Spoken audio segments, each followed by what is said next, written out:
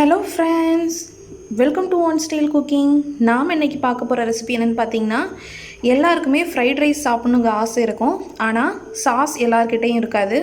So நம்ம sauce எந்தவித சாஸுமே பயன்படுத்தாமல் எல்லார் வீட்லேயும் செய்யக்கூடிய அளவுக்கு ஒரு ஈஸியான சூப்பரான டேஸ்டான ஃப்ரைட் ரைஸ் எப்படி பண்ணுறங்க தான் பார்க்க போகிறோம். வாங்க எப்படி ஈஸியாக டேஸ்டியாக செய்யலாங்கிறத பார்க்கலாம். வீடியோக்குள்ளே போகிறதுக்கு முன்னாடி கீழே உள்ள ரெட் கலர் சப்ஸ்கிரைப் பட்டனை கிளிக் பண்ணுங்கள். கூடவே பக்கத்தில் உள்ள பெல் ஐக்கானையும் கிளிக் பண்ணுங்கள். அப்போ தான் நான் போடுற வீடியோ எல்லாமே உடனுக்குடன் உங்களுக்கு தெரிய வரும். வாங்க இப்போ வீடியோக்குள்ளே போகலாம். ஃப்ரைட் ரைஸ் பண்ணுறதுக்கு ஃபஸ்ட்டு ஒரு பாத்திரத்தில் தண்ணி நிறையா வச்சுக்கோங்க.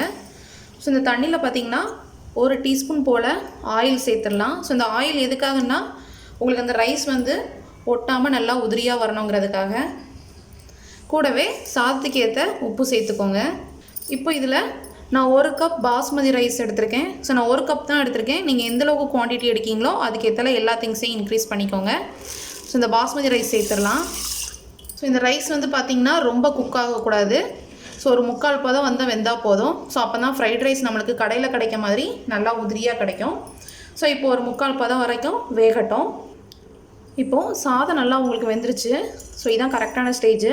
இப்போ சாதம் எடுத்து பார்த்திங்கன்னா உங்களுக்கு மேஷ் பண்ணி பார்த்திங்கன்னா மேஷ் ஆகாது. அதாவது நம்மளுக்கு குலையாமல் இருக்கும். அதே சமயத்தில் இந்த மாதிரி நம்ம கட் பண்ணோம்னா நம்மளுக்கு கட் ஆகும். இதுதான் கரெக்டான ஸ்டேஜு. ரொம்ப விதையாகவும் இருக்கக்கூடாது, ரொம்ப குழஞ்சிடவும் கூடாது. ஸோ இப்போ நம்ம இதில் உள்ள தண்ணியெல்லாம் நம்ம வடிகட்டி நம்ம சாதத்தை தனியாக எடுத்துடலாம். இப்போ இந்த மாதிரி ஒரு வடிகட்டி வச்சு நம்ம இந்த சாதத்தை தனியாக வடிகட்டிடலாம். ஸோ இந்த மாதிரி பார்த்திங்கன்னா தண்ணி நல்லா வடிகட்டியாச்சு. ஸோ இதை வடிகட்டினதும் பார்த்திங்கன்னா கொஞ்சமாக நம்ம நார்மல் டேப் வாட்டர் இருக்குல்ல, ஸோ அந்த கூலிங்கான வாட்டர் நம்ம இதில் லைட்டாக ஊற்றிடணும். ஸோ நீங்கள் இது ஊற்றாமல் இருந்தீங்கன்னா உங்களுக்கு சாதம் அந்த ஹீட்லேயே இருந்து குலைய ஆரம்பிச்சிடும். ஸோ இப்போ நம்ம தண்ணியை நல்லா ஃபில்ட்ரு பண்ணிடலாம். இப்போ நல்லா வடிகட்டின சாதத்தை இந்த மாதிரி ஒரு பிளேட்டில் நம்ம கொட்டி நல்லா ஆற வச்சிடலாம். ஸோ நீங்கள் இப்படியே இந்த ஃபில்டர்லேயே வச்சிங்கன்னா அந்த சாதம் ஒன்றோட ஒன்று ஒட்டிக்கிடும். ஸோ இந்த மாதிரி நீங்கள் சாதத்தை வடித்து நல்லா இந்த மாதிரி ஆற விட்டிங்கன்னா உங்களுக்கு நல்லா உதிரியாக கிடைக்கும், கடையில் இருக்க மாதிரியே. ஸோ இப்போ நல்லா ஆறட்டும், நம்ம ஃப்ரைட் ரைஸ் பண்ண ஆரம்பிச்சிடலாம். இப்போ நம்ம கொஞ்சம் கடாயில் ஆயில் சேர்த்துக்கலாம். ஆயில் ரொம்ப வேண்டாம், ஒரு 3 டீஸ்பூன் இல்லை 4 டீஸ்பூன் ஊற்றுங்க போதும். நான் இன்றைக்கி எக்கு சேர்த்து பண்ண போகிறேன். உங்களுக்கு எக்கு வேண்டாம்னா எக்கு மட்டும் ஒமிட் பண்ணிக்கோங்க. மற்ற ப்ராசஸ்லாம் சேமாக பண்ணுங்கள். இப்போது இந்த ஆயிலில் ஒரு எக்கு உடச்சி ஊற்றிடலாம்.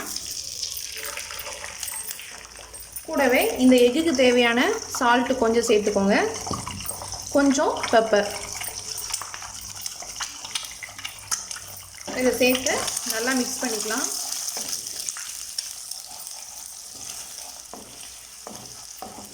நீங்கள் வெஜிடபிள்ஸ் போட்டு எக்கு சேர்த்திங்கன்னா உங்களுக்கு அந்த வெஜிடபிள்ஸ் மேலே அந்த எக்கெல்லாம் போட்டாயிரும். ஸோ அதனால் எப்போவுமே எக்கை ஃபஸ்ட்டே நம்ம ஃப்ரை பண்ணிடணும். எக்கை ஃப்ரை பண்ணி நீங்கள் தனியாக எடுத்துக்கிட்டாலும் சரி தான், இல்லை நெக்ஸ்ட்டு நீங்கள் வெஜிடபிள்ஸ் ஆட் பண்ணாலும் ஒன்றும் இல்லை. ஸோ இப்போ எக்கு நல்லா நம்மளுக்கு குக் ஆகிடுச்சு. இந்த ஸ்டேஜில் ஃப்ரைட் ரைஸ்க்கு எப்போவுமே பூண்டு, ஸோ பூண்டை நல்லா மெல்லிஸாக கட் பண்ணி சேருங்க. இது நல்லா உங்களுக்கு ஃப்ரை ஆகணும்.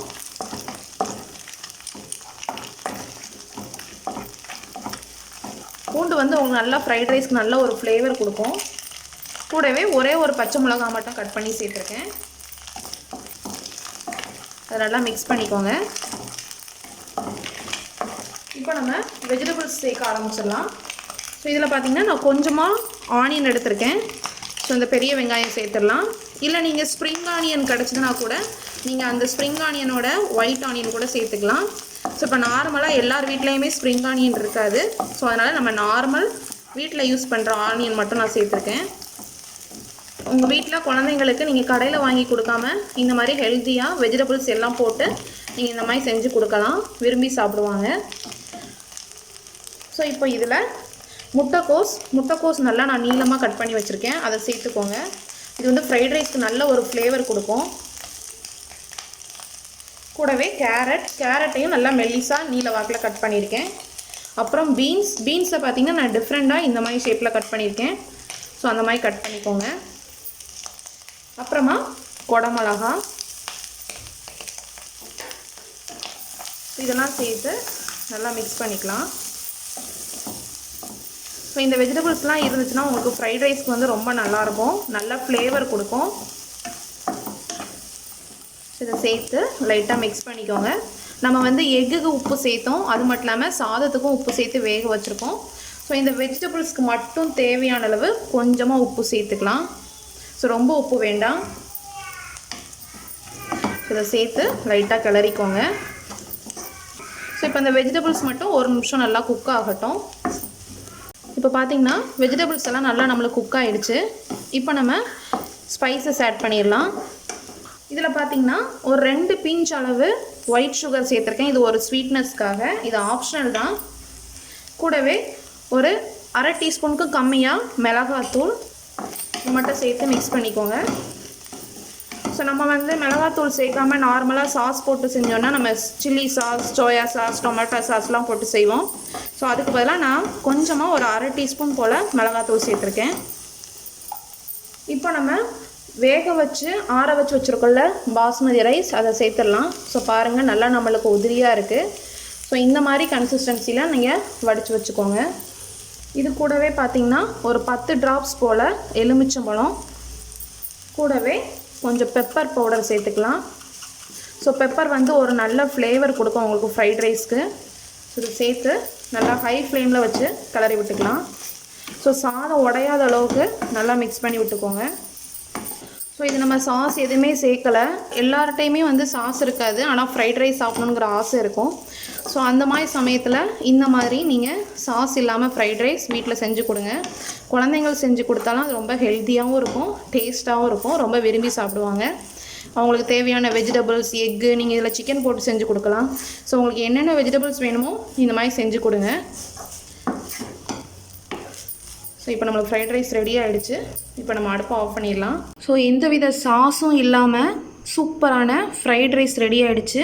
நீங்களும் உங்கள் வீட்டில் ட்ரை பண்ணி பாருங்கள், ரொம்பவே சூப்பராக இருக்கும். ஸோ இந்த ரெசிபி உங்களுக்கு கண்டிப்பாக பிடிச்சிருக்கும்னு நினைக்கிறேன். இந்த ரெசிபி பற்றின கமெண்ட்ஸை கமெண்ட் பாக்ஸில் போஸ்ட் பண்ணுங்கள். அது மட்டும் இல்லாமல் நம்மளோட சேனலை லைக் பண்ணுங்கள், ஷேர் பண்ணுங்கள், சப்ஸ்கிரைப் பண்ணுங்கள். தேங்க்யூ.